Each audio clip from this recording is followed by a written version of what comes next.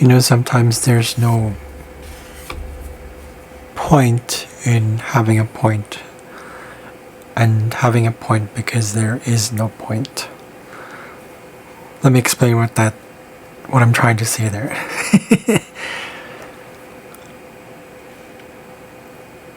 Everything in this world is a tool. That's the way I've seen it personally. Everything is a tool. These flags are a tool. This video is a tool.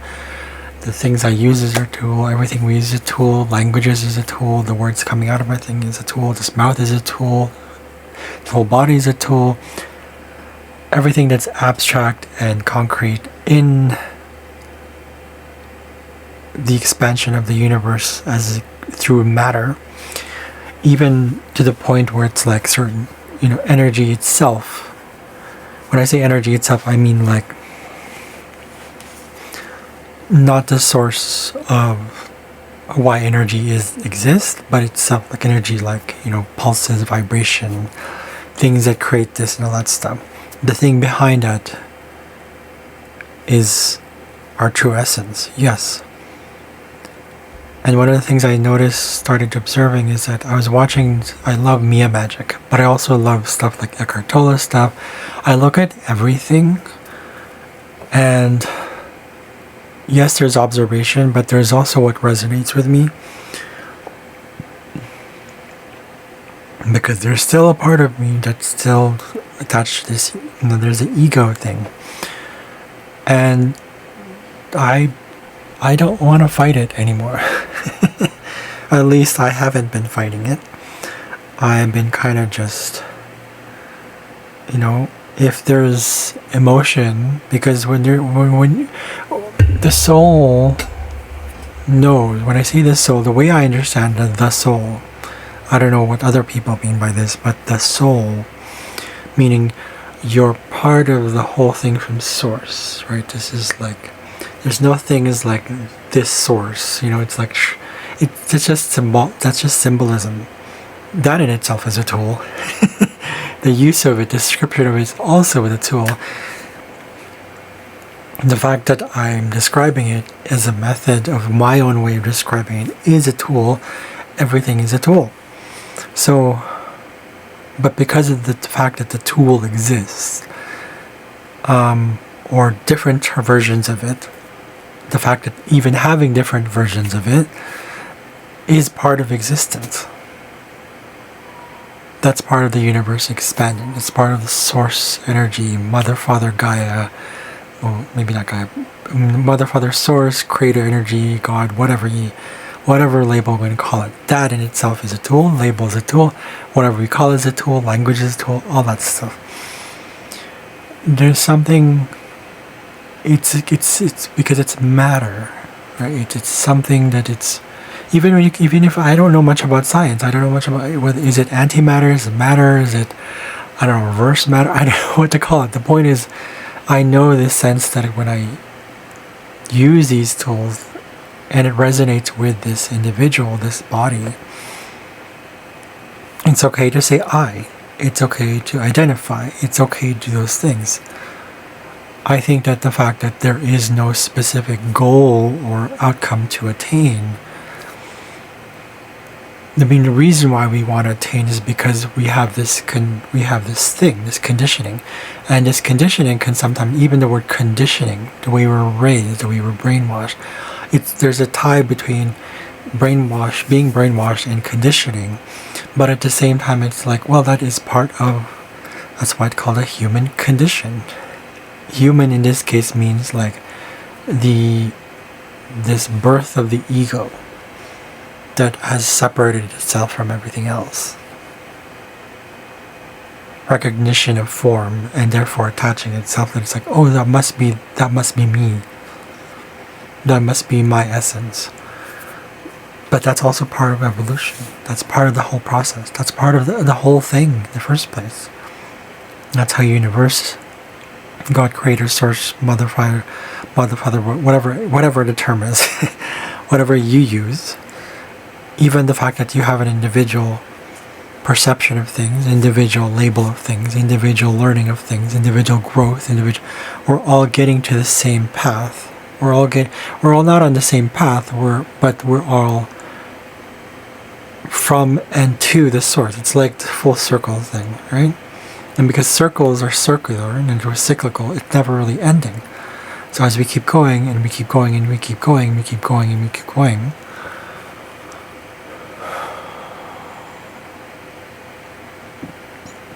it's like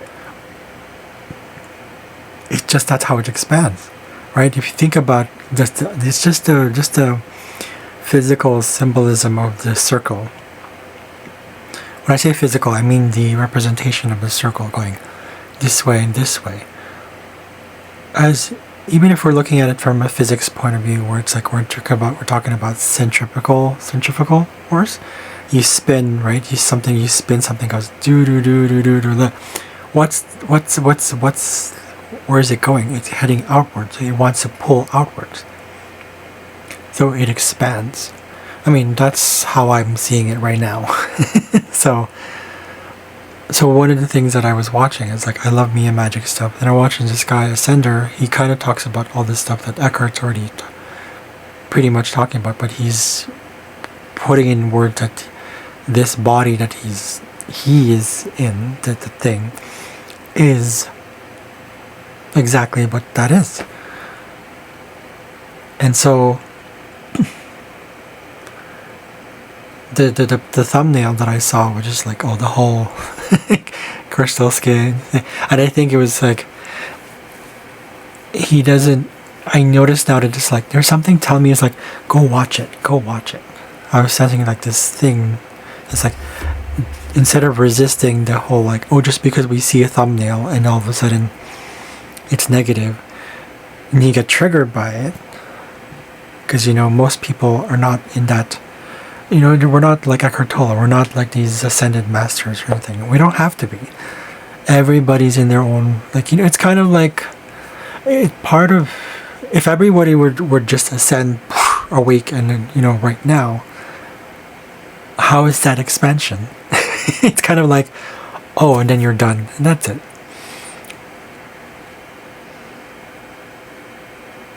Right? If you try to make cookies, it's like kind of like saying, oh, it's all done. You're done. You're baked. Meaning, like, there was never any battering. There was never any mixing of the batter. There was no mixing of the dough, whatever it is. Sorry, not batter, but dough. You know what I mean? There was no process in the first place. That's not the way it works through matter.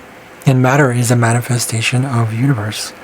Matter is a manifestation of how things ought to be. Meaning that's how it wants to expand. That's how it wants to grow and expand, and that's consciousness, right? Right? It's part of the process of consciousness, and I'm starting to understand more of it as I observe these things. The fact that I use astrology to help me, the fact that I use gemstones and crystals, they have energy in them. Like I said, like even those are tools. Tools are not, like, if you have a certain modality, even when you have, let's say you're a channeler, that in itself, the process itself is a tool of the entire process. Even the idea of awakening is a tool, because it's not about awakening. It's interesting, right? It's like, so what is it? There isn't any it. It just is. So everybody's in their own, meaning these fragmentations of being human, every person, and then the fragmentations within of the human, and then the fragmentation of those. There's a reason for the fragmentation, right? We have come from a long line of humans who, for the most part, I would say, have become really wounded, deeply wounded, subconsciously wounded. So I guess you can say it that way. But even that, see, it's very confusing. Tool is a tool is a tool. That's it. So it kind of, yes, it did trigger me, the thumbnail that was put there. But I was just like, okay, well, now I get it. It's a good thing I did watch it, because I was like, great. So literally everything is a tool. The knowledge we get is a tool. The experience we experience is a tool. I don't know how to describe it. Like I mean, for the longest time I've always known what it is inside. I can't explain it because, again, that's the thing about tool. Tool often is form, and therefore it has limits because it's put in this box, right? It's like this form. It's in form. Therefore, it has limits. It has to have limits. How do you know what unlimited is? You cannot know what infinite if you don't know what finite is. When I say no, I mean if you don't get to experience it, if you don't get to live it, if you don't get to go through it.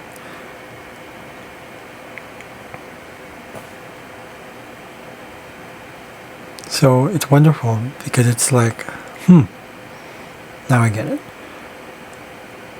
So people might be wondering, well, what is the point of this video? Well, that's exactly I think that was my specific point, this part, that it's okay to be exactly where you are. You will get eventually called to do something a little bit more than what you're doing. When I say doing, I don't necessarily mean always like doing itself, your being. Because of the fragmentation from source.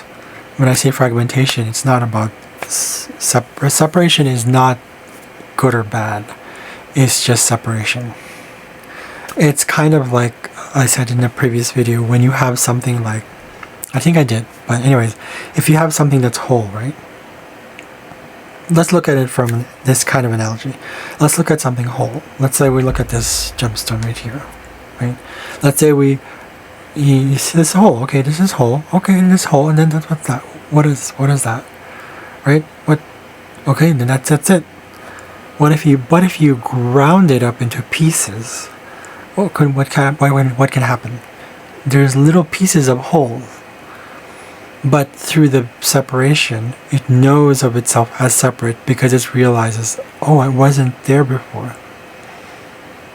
It's not whole. But then once it starts realizing the parts of it that it's like, oh, it's like a puzzle piece, right? Okay, this fits kind of together. It just fits kind of together, right?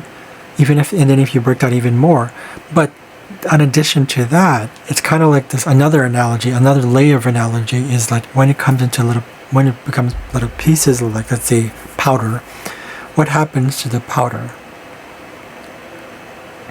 You can do anything with it, right? You can mix it up into something like liquid. You can spread it about. You can don't sniff it, but if you can sniff it, you get what I'm saying. So the point is that it's something that it spreads naturally because it's broken, and that spreading itself becomes a sort of like another layer of analogy of where something can be done with it, meaning that other layers can be added to it, and therefore it becomes a different whole.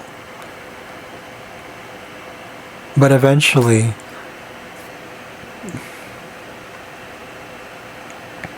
there'll be this sort of like, I guess you can say, I mean, using that analogy, the gemstones, like, it has its own consciousness. Maybe I'll start to realize, oh, wait a second. I feel like there's other people like that. There's other parts of me from the whole that kind of just like, I need to find it. So that in itself, the need to find is a part of the process, because we feel like we need to find because we have been fragmented. Once we start to realize that we're whole, there is no need to find anymore. I mean, rather, there's no need to look for anything anymore. Therefore, you don't need to find anything. You just get to, oh, okay. Even though this form is separate, what's behind it that was a natural fragmentational thing, okay, is that oh, okay, well, even if it disappears, so-called disappears into this energy beyond powder, subatomic, way below subatomic, so to speak. Perhaps literally, I don't know. Then you realize, okay, it was just this form that needed to separate, right? Again, with all this language, this is very, it can be quite confusing because we're trying to understand it. Here's the thing. I've learned to surrender. And I'm still learning to surrender to everything. As I'm speaking now, it feels like, But I'm really, what I'm doing is I'm sharing and imparting my experience with you guys to show you that it's like, this is how I'm seeing it right now. There's always ever only right now, right? There's a reason that's been said, because it's in this right now where you can get insight, because there is a limit to this form. Again, it's because of that thing. It's like this form, it has to have limits. I don't know what analogy I could give with that one. But again, surrender, I think for me, has been essential to not only with shadow work, not only with growth, not only with the healing, not only with everything, but literally is the whole thing for me when I surrender. And for me, at least in this form, I'm in this journey of continuously surrender. Call it ego death. Okay. So these little things come up. Before it was much more intense because it's just like this huge identification with ego. When I say identification with ego at that time, at least for me, the way I see it was like, oh, I am that. I am the suffering. I am the separation. I am the pain. I am the trauma. Instead of just, there's trauma, there's suffering, there's pain, then there's just ego, right? But there is still little bits and pieces of it. As Eckhart Tolle said, most people are gradually get better and better and get better. When I say better, I mean this isn't about betterment. This is not about being good or bad. This isn't about even awakening itself. But yes, part of the awakening process is exactly that. Most of us do it. It's gradual. So there's bound to be the ego behind it. But resisting the ego comes in many ways. Resisting the ego is basically saying that it's like, well, I don't want the ego. Well, we have to ask ourselves, why do you not want the ego? Because it doesn't feel good? Or why does it not feel good? For me, because I think it a lot, for now, it stems from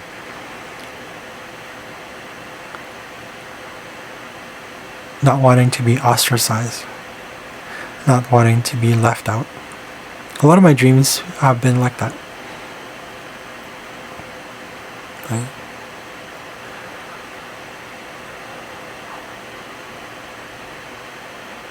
And as we grow and we grow and we grow and we grow, just like anything in this form, I personally feel that there's a part of me that hasn't celebrated that yet. Because how can you go up a mountain if there is no mountain to go up to? Again, going back to the whole thing, because we're in form, we're fragmented pieces. The reason we look for something, or look for an outcome, or even have an outcome, or look for, period, is because there's a separation. There is an awareness of separation, actually. It's just unconscious. That's why we're looking for it. Oftentimes we call it happiness. So, yeah, very interesting, right? So, yeah. But I haven't for me personally, at least in this where I am right now, or this body is right now. It's both. Or I am right now, where this body is right now. We can't force anything from its natural state of this. We can't force it out. The moment we do that, it's becomes something else, and that's it either becomes a result or a consequence. Either way, there's an aftermath. There's something that happens. And that leads to something else. And that leads to something else. That leads to something else. And that leads to something else. Right?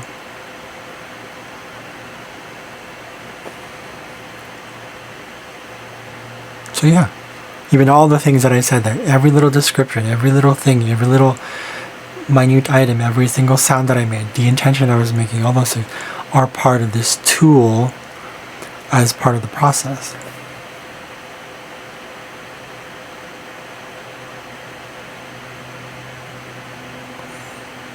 So I think the main key is to realize that the process is meant to be surrendered to, observed, and just let it be. Sometimes letting it be can come in forms of different things, like having an actual ego, really like saying, I'm angry at this. So there is, it's interesting. I was actually going to go into something else that was going to sound like a rant. But even then, if you have a rant, that's part of the process. As Eckhart puts it, one time he said, like, sometimes it takes, change happens when we're sick and tired of it, some of things. So just like, oh, okay. At least where I am in this journey, this life, it's like I got sick of it. I got sick of feeling powerless. Wherever the journey are, this isn't about I'm up here and you're here. That's not the point. That's not even at all the point. It's part of expansion. Every little fragmentation that we are grows on its own thing. One can be seen as bigger, one can be seen as smaller. It's not less anything. It's not less what is. It's not less that, it's not anything else but just where it is. So it comes back down to that whole surrender thing. Eventually, we get tired of saying I don't want to analyze anymore. We're not just talking like physical surrender. We're talking not even mental surrender. I'm talking like whole surrender.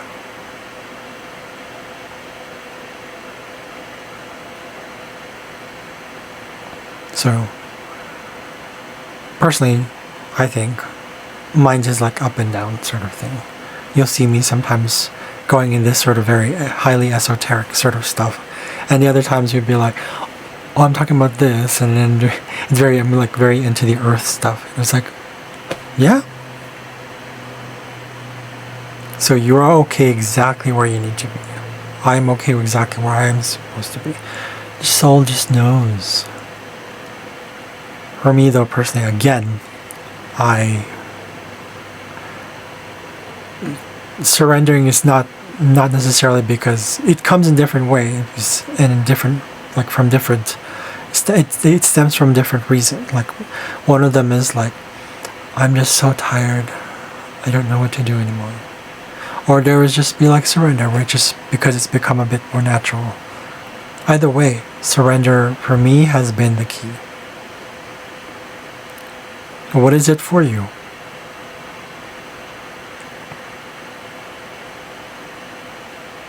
What are the tools besides this yourself? What are the other tools that you use? Whether it's about enjoying life, whether it's about being spiritual, even if you call it like, whether it's like I want to be on this journey because I'm on this search for finding something, because I feel separated. But because of the feeling of separation, you know that you are aware that there is separation. That's something. I think that's a wonderful thing. So we're all in this together. We're all in this together. Not that we ever were not in this together, but this illusion that we were not.